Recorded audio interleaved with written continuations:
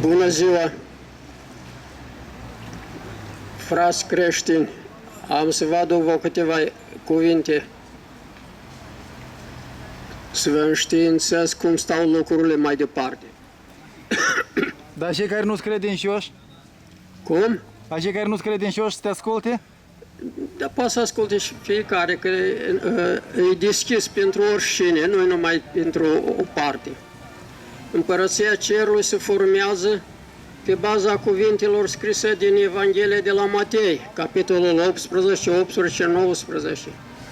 Și se admite la două persoane de pol opuse, la învoirea lor să ceară ceva, un lucru oarecare, căci este printre noi crescut, care își sărbătorește ziua de naștere la 26 decembrie, căci la 25 decembrie s-a născut Iisus Hristos. Dar această persoană e născută la 26 decembrie și se numără ca frate.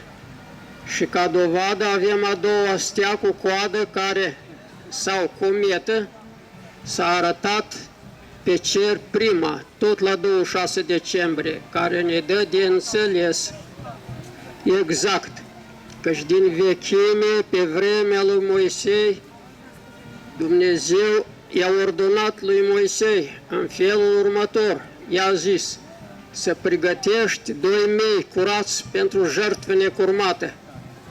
2 mei, unul să-l aduci dimineața și altul seara. Și această comandă a fost pregătită de Dumnezeu la început, dar omul